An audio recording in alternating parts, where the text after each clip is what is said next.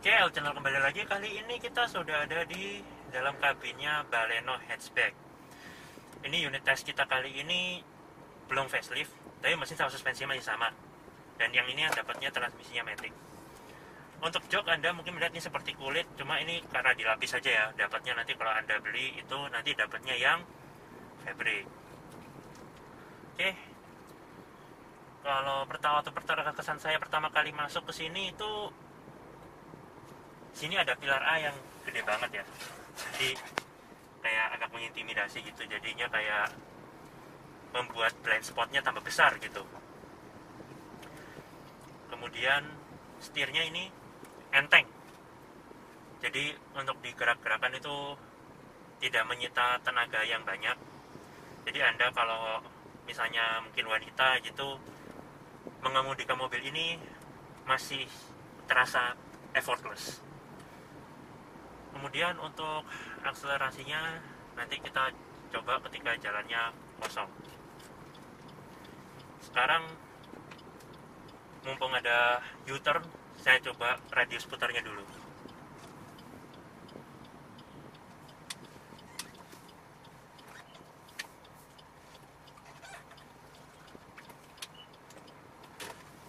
Radius putarnya cukup bagus. Jadi mengingat mobil ini juga kecil, jadi untuk bermanuver untuk U-turn Anda tidak akan kesulitan dengan mobil ini.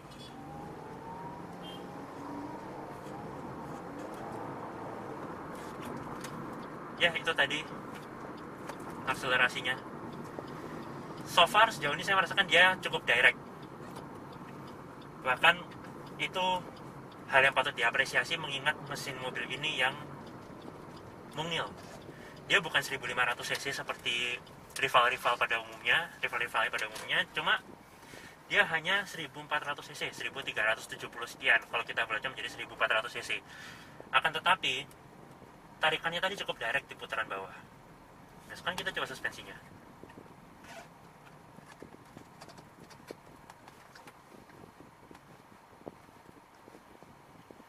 Ya, suspensinya empuk, bandingannya lembut. Agak jarang ya di hatchback, di mobil-mobil hatchback seperti ini bandingannya seempuk, selembut ini. Biasanya untuk hatchback itu mobil diciptakan untuk pengendara yang sporty, jadi diciptakan untuk bermanuver yang sigap, sehingga biasanya setting suspensi agak stiff. Namun untuk mobil ini bandingannya tuh empuk seperti itu. Namun bantingannya yang ini bisa mengakibatkan setirnya responnya tidak terlalu, handlingnya tidak terlalu sigap. Nanti kita coba. Nah, yang ini tinggi. Nah, ya mobil ini bantingan suspensinya lembut. Sekarang kita tinggal mencoba akselerasinya. Oke, sekarang kita bisa coba tes akselerasinya.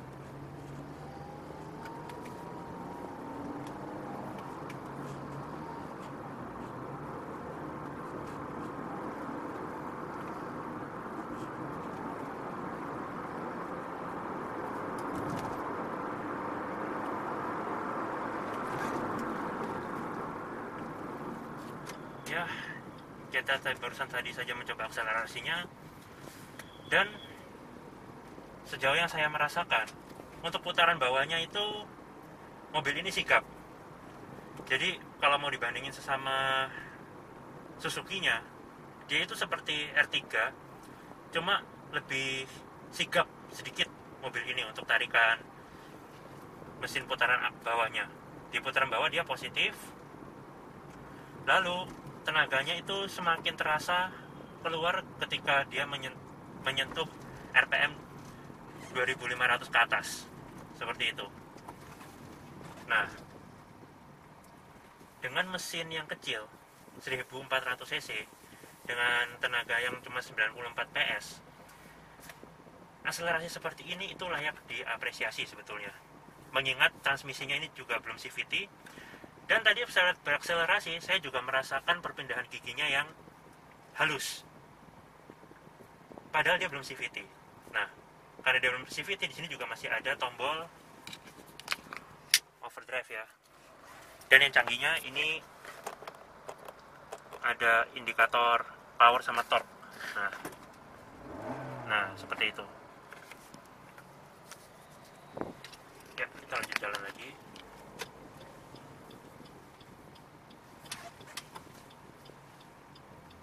Untuk peredamannya, mobil ini cukup bagus peredamannya.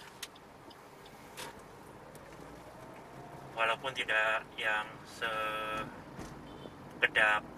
R3 sama XL7 ya, cuma sudah cukup bagus peredamannya mobil ini. Dengan catatan, kali ini pun saya tidak ada menyetel musik, sehingga kalau Anda menyetel musik bisa jadi suara luar itu lebih samar lagi daripada Anda tanpa musik. Untuk konsumsi bahan bakarnya, mobil ini menjadi salah satu yang teririt di kelasnya. Pengalaman dari teman-teman dan user experience yang lain, mobil ini bisa mencatatkan 1:12 untuk rute dalam kota, sedangkan untuk rute luar kota, mobil ini bisa mencatatkan hingga 19 km per liter. Jika Anda mengemudikan mobil ini dan menjaga RPM-nya tetap di putaran bawah, tidak lebih dari 2500 RPM, saya masih yakin mobil ini bisa mencatatkan di angka menyentuh 20 km per liter lebih. Masih bisa mobil ini. Entah nanti dari klaim dari pabrik gimana, nanti kita tanya marketingnya. Sekarang kita tinggal coba handlingnya. Handlingnya ini tadi setirnya ringan, tapi kesigapannya seperti yang sudah saya prediksi ya, dia tidak seberapa direct, cuma masih nurut. Nah, ke kanan dia ke kanan, ke kiri dia ke kiri. Lag-nya nggak besar, walaupun untuk soal handling dia bukan yang tersigap di kelasnya. Tapi hal itu tidak sepenuhnya buruk, karena walaupun handlingnya dia tidak seberapa sigap, namun suspensi mobil ini sangat empuk.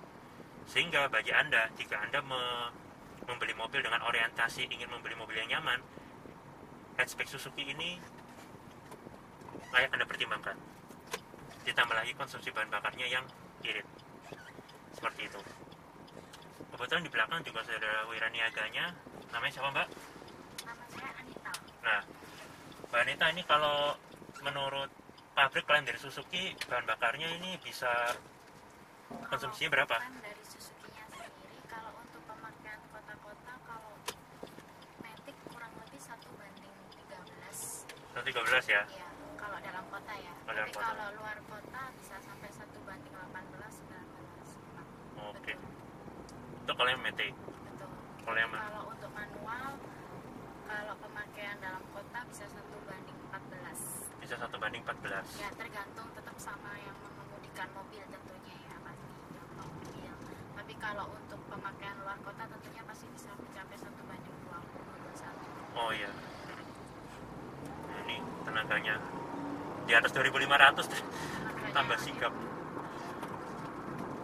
Di atas 2500 mobil ini tarikannya menjadi lebih sigap ya.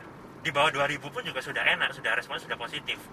Mungkin karena mobil ini dia ringan, walaupun dengan mesin mungil seperti itu, respon tarikan putaran bawahnya jadi sangat positif sekali. Nah, di atas 2500 sangat menyenangkan. Ditambah lagi dia setirnya juga yang enteng, walaupun gak direct, tapi karena setirnya enteng, mobil ini fun to drive-nya kerasa. Terus masih mengenai bensin ya Mbak ya. Terus ini bolehnya minum ron berapa? ini Bensinnya apa? tetap sih, kalau untuk semua ya mobil Suzuki kita selalu sarankan sih memang Pertamax yang paling Pertamax ya. iya, karena kan untuk apa ya, performa mesin juga lebih bagus juga di mesin. Oke. Tapi kalau memang mau dibawanya sih minum tetap Pertalite. Minum tetap Pertalite. Iya. Betul. Kalau diisi manual, diisi premium jangan lebih baik Iya. jangan. Lebih baik kan untuk juga safety juga kan, keselamatan mobil pribadi juga. Lebih baik sih pakai Pertamax atau Pertalite. Itu untuk konsumsi bahan bakar sih penggunaannya juga. Oke, baik. Itu masuk akal lah. Nggak apa-apa lah Anda isi Pertamax, karena mobil ini dia untuk konsumsi bahan bakarnya irit. apalagi dengan oktan yang lebih tinggi, seharusnya tarikan lebih ringan, BBM-nya bisa lebih irit juga ya kan Mbak? Iya pasti, karena kan tarikannya juga lebih enteng Enteng. lagi, lebih mantap jadinya untuk berkendara. Lalu mengenai after sales nih, kalau customer beli dapat apa ini Mbak? Kalau untuk Bonus after apa? sales tetap ya pasti bonusnya kita, kalau untuk pembelian mobil kita pasti tetap bonusin kaca film, talang air, karpet, bonus mobil lah tentunya ya. Tapi kalau untuk mengenai waranti servis, kita untuk free jasa servisnya selama 3 tahun atau 50.000 km dia. Lalu itu bukan termasuk kita free oli ya. Kalau untuk Baleno kita tidak ada free oli. Cuman garansi aja sama jasa servis, garansi warranty mesinnya selama 3 tahun atau 100.000 km kalau untuk mesin, warranty mesinnya. Oke. Jadi cuma free jasa servis aja selama 3 tahun atau 50.000 km yang tercover. Spare part? Kenapa? Spare part? Spare part? Enggak. Oh, Kita spare enggak part ada. ya? Cuman kita ada potongan sih, kalau memang waktu booking kita tetap ada potongan untuk konsumen. Diskon pembelian spare partnya.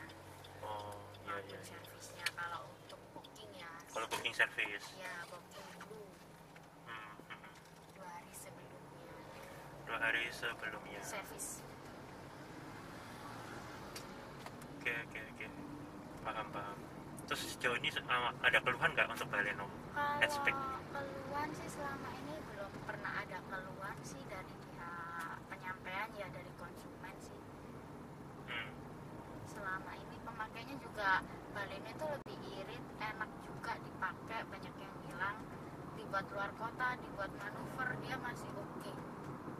Dan paling yang disukain banyak konsumen itu kenapa pembelian Suzuki ya, biaya servis murah Suzuki. Iya, itu. servis murah. Oh ya. Ya, yang pertama.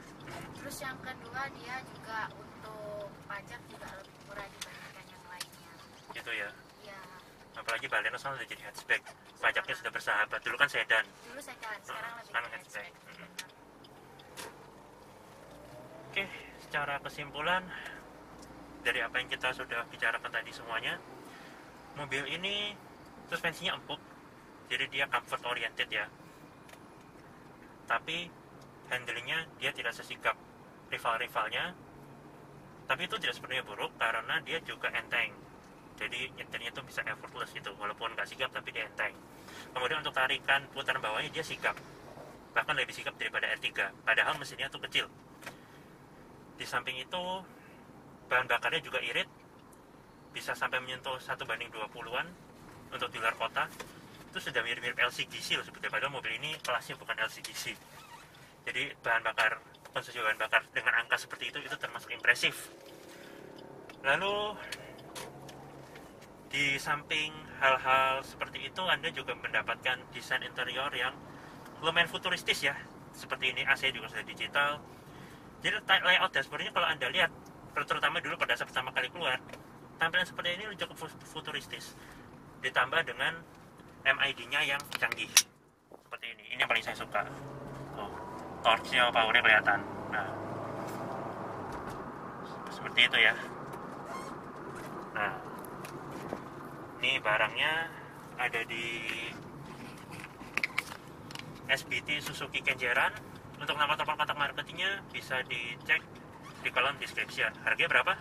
Yang ini? Untuk harganya kalau Baleno manual kita di angka 244.500.000, Matic-nya 256.500. Itu belum dipotong diskon nanti. Oke, bisa dibantu ya Mbak itu ya? Ya, Iya. tinggal langsung datang dan kesini menghubungin mau test drive bisa langsung. Oke.